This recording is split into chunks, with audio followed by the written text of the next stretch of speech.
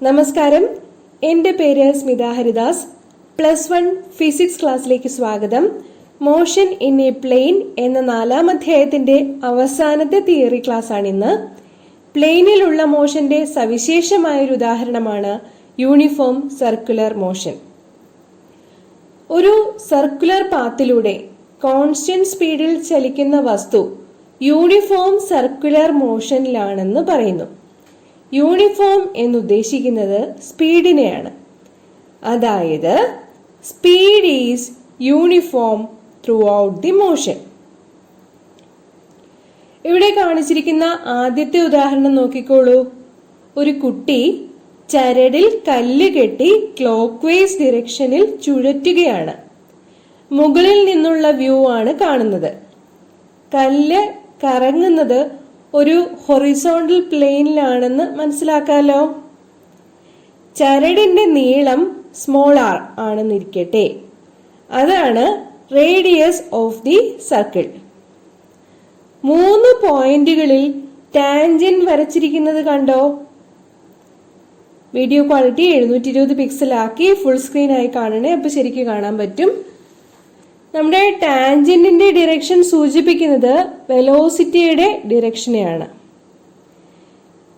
വെലോസിറ്റിയുടെ direction ഓരോ സമയത്തും മാറിക്കൊണ്ടിരിക്കുന്നത് കൊണ്ട് കല്ലിന് ആക്സിലറേഷൻ ഉണ്ടെന്ന് പറയുന്നു. ഈ ആക്സിലറേഷന്റെ മാഗ്നിറ്റ്യൂഡും ഡിറക്ഷനുമാണ് നമുക്ക് കണ്ടെത്താനുള്ളത്. ആക്സിലറേഷന്റെ മൂല്യം A = v²/r ആണ്. അതെല്ലായ്പ്പോഴും സർക്കിളിന്റെ സെന്ററിലേക്കായിരിക്കും ഡിറക്റ്റ് ചെയ്തിട്ടുണ്ടാവുക. പ്രസ്തുത ആക്സിലറേഷനെ പറയുന്ന പേര് സെൻട്രിപെറ്റൽ ആക്സിലറേഷൻ എന്നാണ്.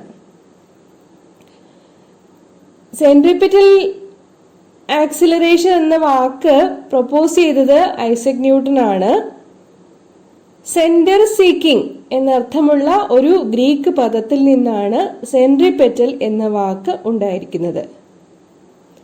നമ്മുടെ വെലോസിറ്റി വിയും റേഡിയസ് ആറും കോൺസ്റ്റന്റ് ആയതുകൊണ്ട് സെൻട്രിപെറ്റൽ ആക്സിലറേഷൻ A = v²/r, അതിന്റെ മാഗ്നിറ്റ്യൂഡ് എല്ലായ്പ്പോഴും കോൺസ്റ്റന്റ് ആയിരിക്കും. ഡിറക്ഷൻ മാത്രം ഓരോ സമയത്തും മാറിക്കൊണ്ടിരിക്കും, ഓരോ ഇൻസ്റ്റന്റ് ഓഫ് ടൈമിലും മാറിക്കൊണ്ടിരിക്കും.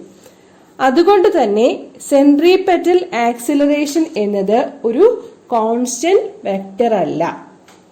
ആ കാര്യം പ്രത്യേകം മനസ്സിലാക്കണം.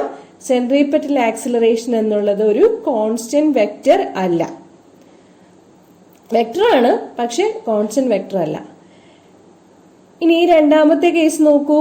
ഇവിടെ ആന്റി ക്ലോക്ക് വൈസ് ഡിറക്ഷനിലാണ് ബൈക്ക് ഓടിക്കുന്നത്. ടാൻജന്റിന്റെ ഡിറക്ഷൻ, അതായത് വെലോസിറ്റിയുടെ ഡിറക്ഷൻ കാണിച്ചിരിക്കുന്നത് ആന്റി ക്ലോക്ക് വൈസ് ആയിട്ടാണ്. അത് മനസ്സിലായിട്ടുണ്ടാവും എന്ന് വിചാരിക്കുന്നു. അപ്പം ക്ലോക്ക് വൈസ് ആയിട്ടുള്ള കേസും കാണിച്ചിട്ടുണ്ട്, ആന്റി ക്ലോക്ക് വൈസ് ആയിട്ടുള്ള കേസും കാണിച്ചിട്ടുണ്ട്. ഡിറക്ഷൻ പ്രത്യേകിച്ച് അറിയുന്നതിന് വേണ്ടിയിട്ടാണ് രണ്ട് ഉദാഹരണങ്ങളും സൂചിപ്പിച്ചിരിക്കുന്നത്. ഓക്കെ. ഉത്സവം അല്ലെങ്കിൽ പെരുന്നാൾ പറമ്പുകളിലും പാർക്കുകളിലും ഒക്കെ കണ്ടു പരിചയമുള്ള ജയന്റ് വീൽ ഇവിടെ കാണിച്ചിരിക്കുന്നത് കണ്ടോ? ആന്റി ക്ലോക്ക് വൈസ് ഡിറക്ഷനിലാണ് ഇവിടെ അത് ചലിക്കുന്നത്. ബാസ്കറ്റ് നീങ്ങുന്ന ഡിറക്ഷൻ നോക്കുക. അതാണ് ആംഗുലർ ഡിസ്പ്ലേസ്മെന്റിന്റെ ഡിറക്ഷൻ എന്നുള്ളത്. ബാസ്കറ്റിന്റെ 2 പൊസിഷനുകൾ ഇവിടെ കാണിച്ചിട്ടുണ്ട്. അവയാണ് പിയും ക്യൂവും. പിയിൽ നിന്ന് ക്യൂവിൽ എത്താനെടുത്ത സമയം വളരെ ചെറുതാണ്. വളരെ ചെറിയ സമയത്തെ ΔT എന്ന് സൂചിപ്പിക്കാം. ΔT സമയത്ത് വളരെ ചെറിയൊരു ഡിസ്പ്ലേസ്മെന്റ് പിയിൽ നിന്ന് ക്യൂവിലേക്ക് ഉണ്ടായി എന്ന് വിചാരിക്കുക. അതാണ് Δθ. ചിത്രത്തില് വലുതായിട്ട് കാണിച്ചിരിക്കുന്നു എന്നേ ഉള്ളൂ. വാസ്തവത്തിൽ PQ എന്ന ആർക്ക് വളരെ ചെറുതാണ്.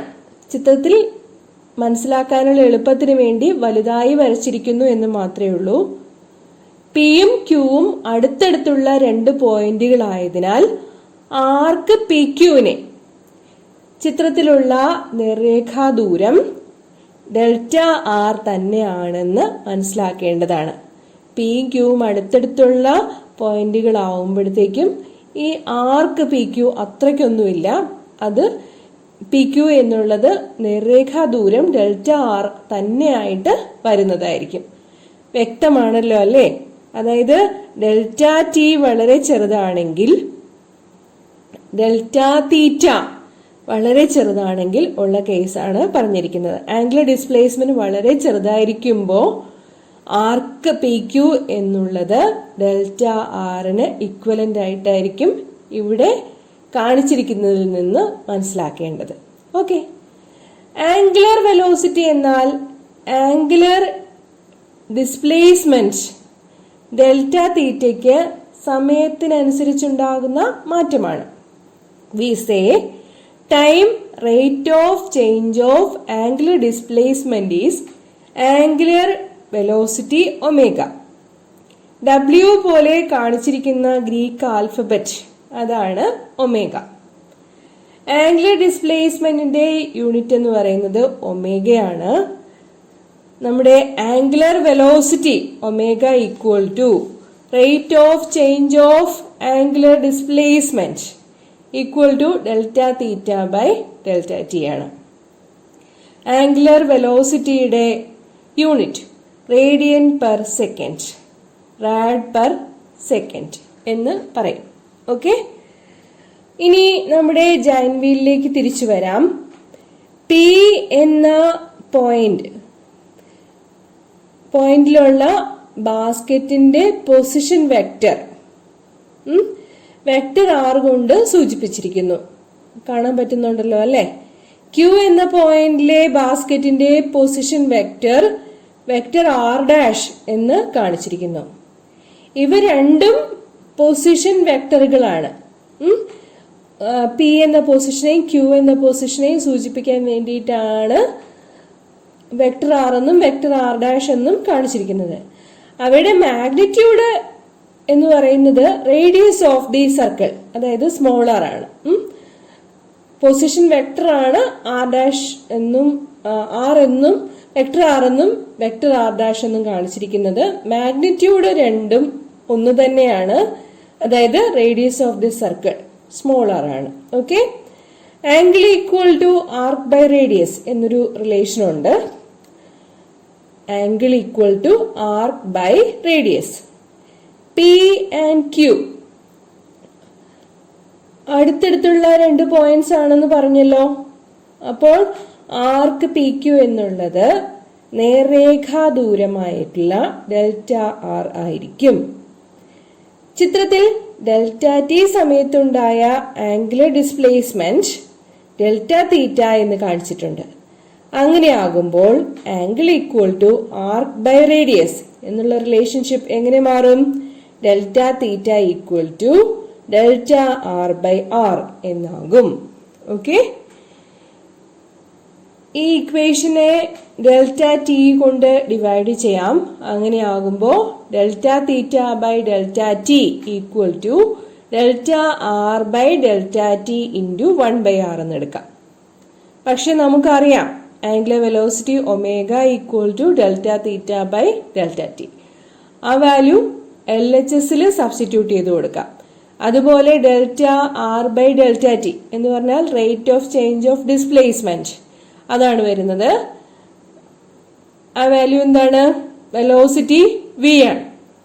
അങ്ങനെ വരുമ്പോ നമ്മുടെ റിലേഷൻഷിപ്പ് കിട്ടുന്നത് omega equal to v by r എന്നായിരിക്കും. ഡെൽറ്റ തീറ്റ ബൈ ഡെൽറ്റ ടിക്ക് പകരം ഒമേഗ കൊടുക്കാം, ഡെൽറ്റ ആർ ബൈ ഡെൽറ്റ ടിക്ക് പകരം v കൊടുക്കാം, പിന്നെ 1/r ഉണ്ട്. So omega equal to v by r or v equal to R omega. Clear ആണല്ലോ അല്ലേ? ഇത്രയും പറഞ്ഞ കാര്യങ്ങൾ വെച്ചുകൊണ്ട് ഒരു പ്രോബ്ലം വർക്കൗട്ട് ചെയ്യാം. 3 പാർട്ടുകളുണ്ട് അതിന്. എ പാർട്ട് വായിക്കുന്നു. A body moving along A circle has uniform speed but the velocity is varying. This is because of the centripetal acceleration of the body. From the relationship between linear and angular velocities, find the relationship between linear and angular accelerations. നമ്മളോട് പറഞ്ഞിരിക്കുന്നത് linear and angular velocities തമ്മിലുള്ള റിലേഷൻഷിപ്പിൽ നിന്നും linear and angular acceleration തമ്മിലുള്ള relationship derive ചെയ്തെടുക്കാനാണ് പറയുന്നത്. വളരെ എളുപ്പമാണത്. ആദ്യം പറഞ്ഞിരിക്കുന്ന കാര്യം v ഈക്വൽ ടു ആർ ഒമേഗയാണ്. v എന്നാൽ ലീനിയർ വെലോസിറ്റി ആണ്, ഒമേഗ എന്നാൽ ആംഗുലർ വെലോസിറ്റി ആണ്. ഓക്കെ, ആ ഇക്വേഷനെ ഒന്ന് ഡിഫറൻഷിയേറ്റ് ചെയ്താൽ മതി. അതിനെ ടൈം അനുസരിച്ചിട്ടുള്ള വ്യത്യാസം കണ്ടുപിടിച്ചാൽ മതി. അപ്പോൾ കാൽക്കുലസിന്റെ ഭാഷ അപ്ലൈ ചെയ്യാം. dv/dt equal to r into d omega by d t. റേഡിയസിന് സമയത്തിനനുസരിച്ച് വ്യത്യാസം ഉണ്ടാവില്ലല്ലോ, അത് കോൺസ്റ്റന്റ് ആയിരിക്കുമല്ലോ.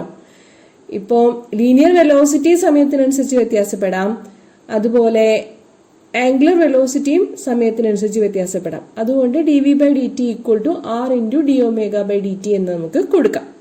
Okay, d omega by d ടിയെ പറയുന്ന പേരാണ് rate of change of angular velocity.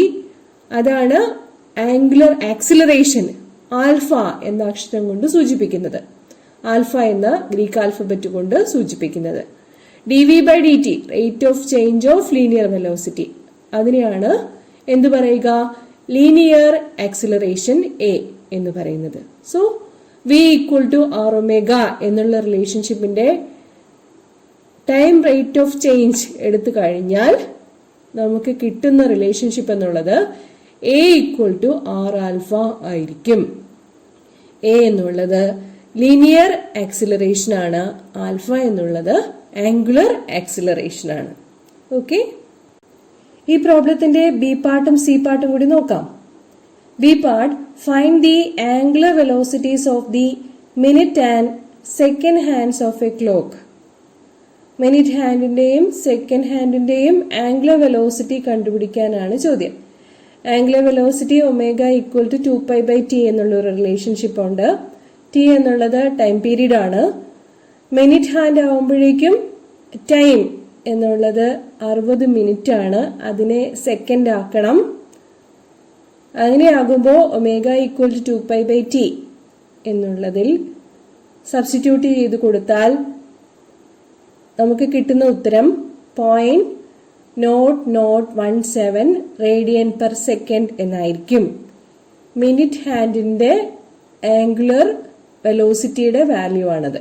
Okay, ഇനി സെക്കൻഡ് ഹാൻഡ് ആണെങ്കിൽ 60 സെക്കൻഡ് അല്ലേ, അതുകൊണ്ട് ഒമേഗ ഈക്വൽ ടു 2π/t കൊടുക്കുമ്പോഴേക്കും കിട്ടുന്ന ഉത്തരം 2π/60 എന്ന് വരുമ്പോൾ 0.105 റേഡിയൻ പെർ സെക്കൻഡ് എന്നായിരിക്കും.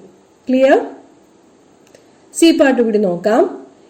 A ball trapped in a circular path of radius 10 cm moves steadily and completes 10 revolutions in 100 seconds. What is the angular velocity and what is the linear velocity of its motion?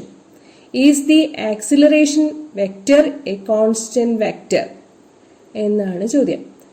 എന്താണ്, ഒരു ball circular പാത്തിൽ കറക്കുകയാണ്. അപ്പോൾ ആ circular പാത്തിന്റെ radius എന്ന് പറയുന്നത് 10 centimetre ആണ്. Ball ഒരു ചരടിൽ കെട്ടിക്കറക്കുന്നതായിട്ട് സങ്കല്പിക്കാം. അതല്ലെങ്കിൽ radius of the circular path 10 centimetre എന്ന് ഇമാജിൻ ചെയ്താലും മതി. അപ്പോൾ ഇതിന് സമയം തന്നിരിക്കുന്നത് 100 സെക്കൻഡ് കൊണ്ട് 10 റെവല്യൂഷൻ കംപ്ലീറ്റ് ചെയ്യുന്നു എന്നാണ്. അങ്ങനെയാണെങ്കിൽ ആംഗുലർ വെലോസിറ്റിയും ലീനിയർ വെലോസിറ്റിയും കണ്ടുപിടിക്കണം. അതുപോലെ ആക്സിലറേഷൻ വെക്റ്റർ കോൺസ്റ്റന്റ് ആണെന്നാണ് ചോദ്യം. ആക്സിലറേഷൻ വെക്റ്റർ കോൺസ്റ്റന്റ് അല്ല എന്നുള്ളത് തുടക്കത്തിൽ തന്നെ നമ്മൾ എക്സ്പ്ലെയിൻ ചെയ്തിട്ടുണ്ടായിരുന്നു. ആക്സിലറേഷൻ എല്ലായ്പ്പോഴും സെന്റർ ഓഫ് ദി സർക്കിളിലേക്കായിരിക്കും കോൺസെൻട്രേറ്റ് ചെയ്തിട്ടുണ്ടാവുക, directed towards the centre of the circle. Since the direction of the vector changes with time, the vector is not a constant vector. Okay, അപ്പം പക്ഷെ അതിന്റെ നമുക്ക് മാഗ്നിറ്റ്യൂഡ് കണ്ടുപിടിക്കാൻ നോക്കാം. ഓക്കെ, ഇപ്പൊ ഇവിടെ ആംഗുലർ വെലോസിറ്റി എത്രയാണെന്ന് ആദ്യം കണ്ടുപിടിക്കണം. Angular velocity omega equal to 2π/t എന്നുള്ളതാണ്. ടൈം പീരീഡ് എത്രയായിരിക്കും? ടൈം പീരീഡ് എന്നുള്ളത് എത്രയാ? 100 സെക്കൻഡില് 10 റെവല്യൂഷൻസ് ആണ്. അപ്പം 100/10 എന്നുള്ളതായിരിക്കും ക്യാപിറ്റൽ ടിയുടെ വാല്യൂ. അപ്പോൾ 2π/tയിൽ സബ്സ്റ്റിറ്റ്യൂട്ട് ചെയ്ത് കൊടുത്തു കഴിഞ്ഞാൽ 100/10 എന്നുള്ളത് 10 ന്യൂമറേറ്ററിലേക്ക് പോകും. അങ്ങനെ വരുമ്പോൾ 2π × 10/100 എന്നാകും. 0.628 റേഡിയൻ പെർ സെക്കൻഡ് എന്ന് ഉത്തരം കിട്ടും. ഓക്കെ, ഇനി നമുക്ക് ലീനിയർ സ്പീഡ് കണ്ടുപിടിക്കാം. Linear speed v equal to r omega എന്നുള്ളതാണ്. ആംഗുലർ വെലോസിറ്റി, ലീനിയർ സ്പീഡ് അല്ലെങ്കിൽ linear velocity v equal to r omega. Omega angular velocity കിട്ടിക്കഴിഞ്ഞു. റേഡിയസ് എത്രയാ? 10 സെന്റിമീറ്റർ ആണ്. അതിനെ മീറ്ററിലേക്ക് മാറ്റുമ്പോൾ 0.1 മീറ്റർ എന്ന് കിട്ടും. So linear velocity v equal to r ഒമേഗയിൽ സബ്സ്റ്റിറ്റ്യൂട്ട് ചെയ്ത് കൊടുക്കുമ്പോൾ നമുക്ക് കിട്ടുന്നത് വിയുടെ വാല്യൂ 0.628.